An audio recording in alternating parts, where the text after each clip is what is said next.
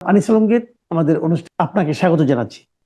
Thank you for invitation. হ্যাঁ, আমরা আসলে প্রথমে আলোচনা যাচ্ছি। আপনি নিশ্চিত জানেন যে আজকে ঢাকায় ইন্টারন্যাশনাল ক্রাইসিস গ্রুপের ডক্টর কমফোর্ট ইরোর নেতৃত্বাধীন একটা প্রতিনিধি দল প্রধান উপদেষ্টার সঙ্গে সাক্ষাৎ করেছেন এবং সেখানে কিছু কথা প্রধান উপদেষ্টা বলেছেন যেগুলো নাকি আমার কাছে মনে হয়েছে আমাদের বর্তমান দেশের সামগ্রিক পরিস্থিতির জন্য বেশ গুরুত্বপূর্ণ।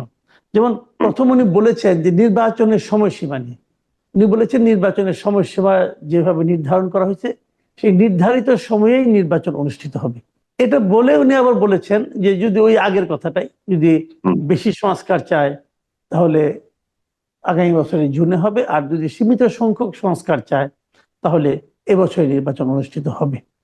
এই যে উনি আরো একবার নির্বাচনের তারিখ সম্পর্কে ওনার সরকারের যে ইচ্ছা ঘোষণা করলেন, এটার থেকে আপনার আসলে কি মনে হচ্ছে? নির্বাচন আসলে কবে হতে যাচ্ছে, কিভাবে হতে যাচ্ছে, আপনার কি মূল্যায়ন বুঝতে পারছি?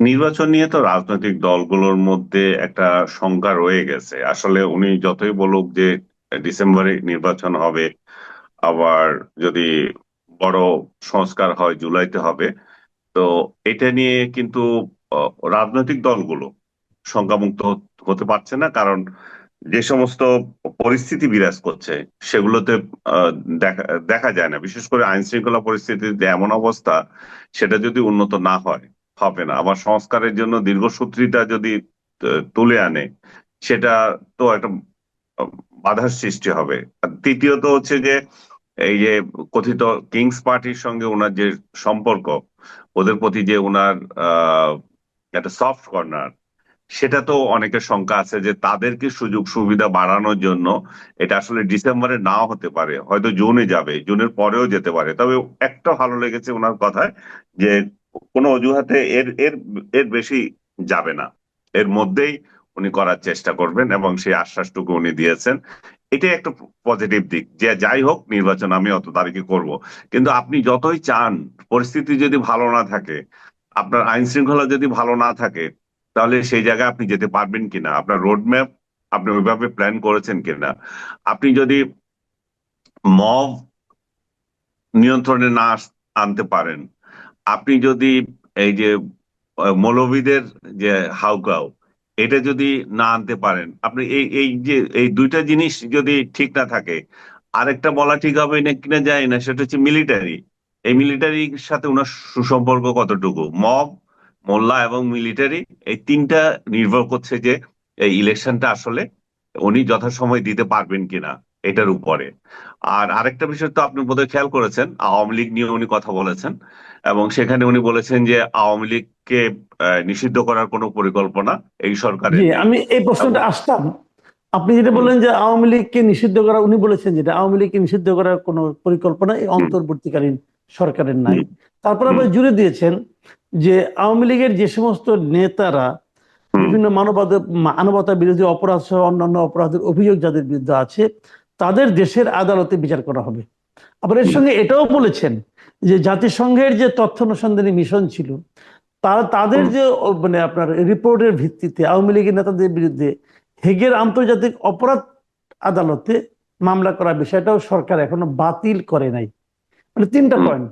আমি তিনটে পয়েন্ট তো ক্লিয়ার। একটা হচ্ছে যে আওয়ামী লীগকে আমরা নিষিদ্ধ করার প্ল্যান নাই, সরকার এটা থাকতে পারে, এবং আমার ধারণা এটা আন্তর্জাতিক একটা প্রেশার আছে সরকারের জি, উপর, যে নিষিদ্ধ তোমরা না যদি এই করার। ধরনের, হ্যাঁ, না করা, তোমরা যদি এই ধরনের জি, নিষেধ করো, তাহলে তোমাদের যে সরকারই আসুক তার একটা লেজিটিমেসি একটা সমস্যা হতে পারে।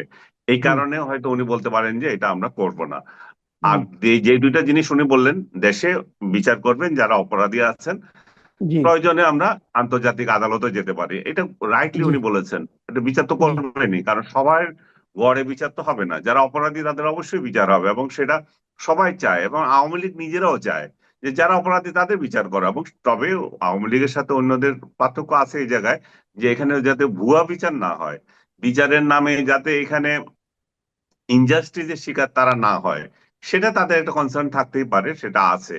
কিন্তু আমি অন্যভাবে দেখি, আওয়ামী লীগ যে বিচারের কথা বলে বা তাদেরকে যে মূল স্রোতে আনার এখানে যে অবস্থান, ডক্টর ইউনূস যদি মনে করেন যে এখানে যুক্তিসঙ্গত এবং বাস্তব ইয়ের জন্য যদি তাদেরকে আসা উচিত মনে করেন, তাহলে আওয়ামী লীগের ভূমিকা নিয়েও তো এখানে প্রশ্ন দেখা দেবে।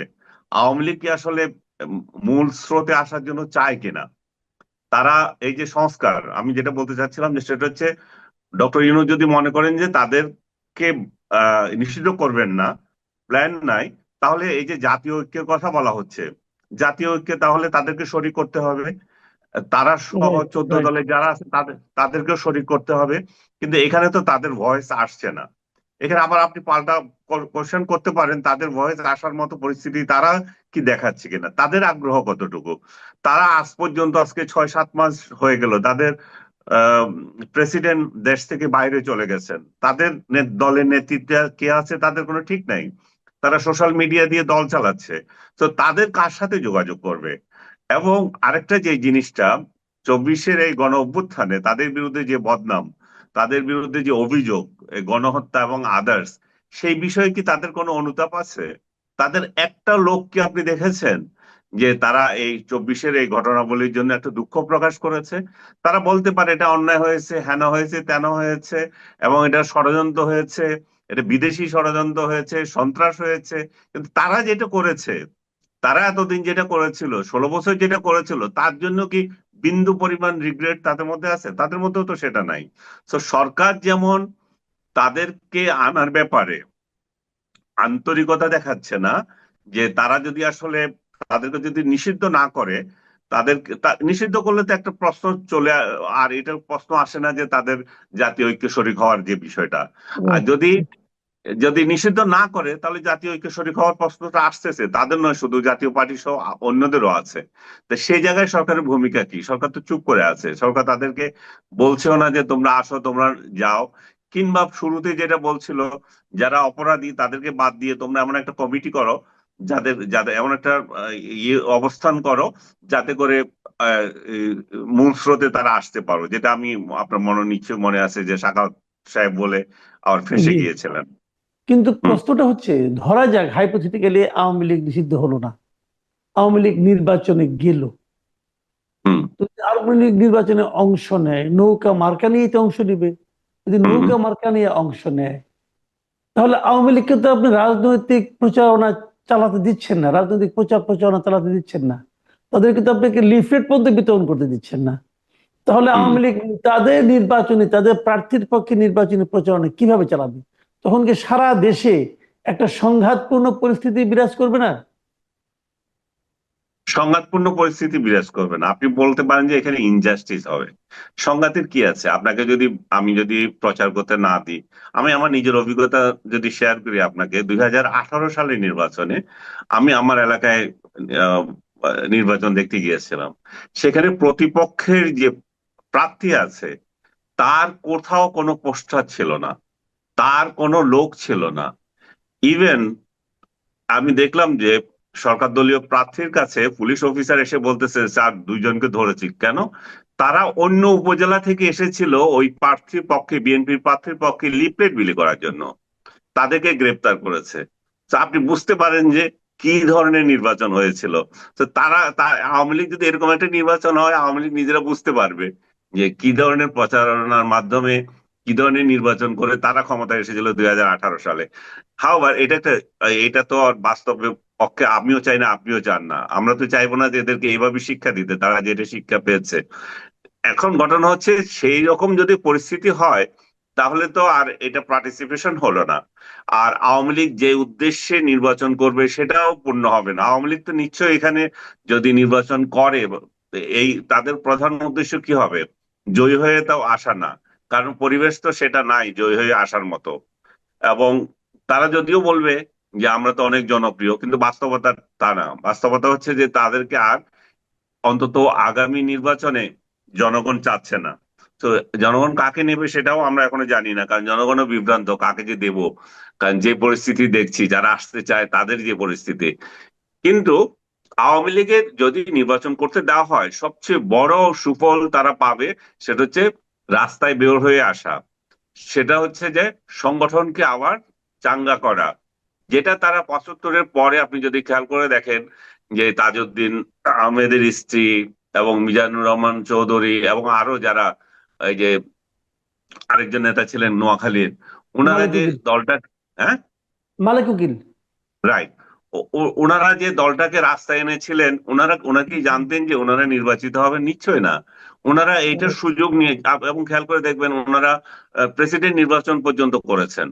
এগুলো সবগুলো ছিল তাদের দলকে রিভাইভ করা। বঙ্গবন্ধু হত্যার পরে তাদের দলে যে বিপর্যয় অবস্থা তৈরি হয়েছিল, এখনো তো ঠিক একই অবস্থা বিরাজ করছে। লোক আছে, কিন্তু তারা রাস্তায় আসার কোনো সুযোগ নাই, মানে চান্স তারা নিতে পারছে না। কিন্তু যখন নির্বাচন হয় তখন পরিস্থিতি তো অনেক শান্ত হয়। পরিস্থিতি তখন প্রতিপক্ষকে বলা যায় আমরা আসতেছি না, এই যে নির্বাচন কমিশনকে তখন প্রশ্ন করা যায়। এবং যদি তত্ত্বাবধায়ক সরকারের অধীনে নির্বাচন হয়, অবশ্যই সেখানে তো আরো বড় করে প্রশ্ন দেখা দেবে, তাহলে আমরা কেন নির্বাচন করতে পারবো না? যেটা মানে প্রচারণা অংশ নিতে পারবো না, যেটা আওয়ামী লীগ বিএনপির সঙ্গে প্রতারণামূলক নির্বাচন করে 18 সালে করেছিল, সেরকম পরিস্থিতি তো নিশ্চয় হবে না। না, এখন কথা হলো কি, যদি তো আপনি যে কথাটা বললেন যে সেক্ষেত্রে হয়তো আওয়ামী লীগ ইনজাস্টিসের শিকার হবে, হয়তো হুম। তারা তাদের প্রচারণা চালাতে পারবে না। তাহলে সেরকম যদি হয়, তাহলে কি সেই নির্বাচনটাকে আমরা অবাধ ও নিরপেক্ষ নির্বাচন বলতে পারবো? আমরা তো অবশ্যই সেটা অবাধ নিরপেক্ষ নির্বাচন বলবো না, কিন্তু কথা হচ্ছে যে আপনাকে তো মাঠে আমি নিয়ে আসবো না, আপনি নিজেরই আসতে হবে। আপনাকে বাড়ি থেকে তো আমি ধরে আনবো না। আপনার জনপ্রিয়তা, আপনার লোকবল আপনাকে নিরাপত্তা দেবে। তবে সরকারের অবশ্যই সেখানে নিরপেক্ষতা কতটুকু হবে সেটা প্রশ্ন সাপেক্ষ, কারণ এখন এই মুহূর্তে আমরা বলতেও পারি না সরকার কোন দিকে যাবে। সরকার তো আসলে আওয়ামী লীগের উপর আহ অনিরপেক্ষ থাকবে শুধু সেই আশঙ্কা না, সরকার তো বিএনপির উপর ও মানে অনিরপেক্ষ থাকবে কিনা সে প্রশ্ন এখনো দেখা দিয়েছে। কারণ সরকারের একটা দল অলরেডি আছে। মানে সরকার যত কথাই বলুক যে তাদের কোনো দল নাই, অবশ্য বলেও না যে তাদের দল নাই, তারা তো অস্বীকার করে না যে, হ্যাঁ, বলে না, আপনি ঠিক বলছেন, তারা অস্বীকার করে না, তারা চুপ তারা থাকে। অস্বীকার তো, হ্যাঁ, তারা তো চুপ থাকে, তারা তো অস্বীকার করে না। এই Right. যে সমন্বয়কদের বিরুদ্ধে যে এত অভিযোগ উঠছে, এবং সরকারের একজন উপদেষ্টা, আহ, স্থানীয় সরকার মন্ত্রণালয়ের, তার বিরুদ্ধে এত অভিযোগ উঠছে ঘুষের এবং অন্যান্য বিষয়গুলোর, এবং বিনা ইয়েতে ইন্টারভিউতে বা কি বলবো এগুলা, বিনা যোগ্যতায় যারে তারে নির্বাচন দেওয়ার, এগুলো নিয়ে তো সরকার কোনো কথা বলে না। এবং সমন্বয়কদের বিরুদ্ধে যেই চাঁদাবাজি এবং অন্যান্য জায়গায় যে তদবির করা, প্রেসার দিয়ে কাজ করানো, এগুলা নিয়ে তো সরকার কিছু বলে না। সরকার তো বলে না যে না এটা করতে পারবে না তোমরা, এবং তোমাদের সাথে আমাদের এরকম যারা করে তাদেরকে গ্রেপ্তার করো বা তাদেরকে পুলিশকে দাও, এটা তো বলে না। তো সরকার Right. যখন এটা বলে না, ছাত্রলীগের এই সমস্ত সন্ত্রাসীরা যখন এগুলো করতো, তখন সরকারি দল যেমন দেখেও না দেখার ভান করতো, মাঝে মাঝে গ্রেপ্তার করতো। তো এরা তো মাঝে মাঝেও গ্রেপ্তার করে না, কথাও বলে না। So, Right. পরিস্থিতি তো ওইরকমই দেখাচ্ছে যে তাহলে এই নিরপেক্ষতার জায়গাতে আগে থেকেই সংকট রয়ে গেছে। আওয়ামী লীগ নির্বাচনে আসলে কতটা নিরপেক্ষ হবে এগুলো আমি খুব গুরুত্ব দিচ্ছি না। আওয়ামী লীগ নির্বাচনে আসবে শুধুমাত্র সাংগঠনিক প্রয়োজনে। ওরা নিশ্চয়ই, আপনি বিশ্বাস করেন যে ক্ষমতায় যাওয়ার জন্য লড়তে আসবে না? ক্ষমতায় যাওয়ার জন্য যদি লড়তে হয় তাহলে তাদের প্রেসিডেন্ট দেশে আসতে হবে, তাই না? হুম, তাদের হুম, হুম, হুম। স্টলওয়ার্স যারা আছে তারা আসতে হবে। তাদের কি আসার সুযোগ আছে? তাদের তো সে আসার সুযোগ নাই। তারা নিজেরাই তো পালিয়ে আছে অন্য দেশে। জি, অনেক ধন্যবাদ, অনেক ধন্যবাদ জনাব আনিস আলমগীর। আপনি বিভিন্ন বিষয়ে যে কথাগুলি বললেন, আমি মনে করি আমাদের দর্শকরা সেগুলো উপভোগ করবেন। প্রিয় দর্শক, আপনারা শুনলেন আনিস আলমগীরের ব্যাখ্যা নির্বাচন নিয়ে, আওয়ামী লীগের নির্বাচনে অংশগ্রহণের সম্ভাবনা নিয়ে, আওয়ামী লীগ নিষিদ্ধ করার বিষয়ে প্রধান উপদেষ্টার যে বক্তব্য তা নিয়ে ওনার যে বিশ্লেষণ।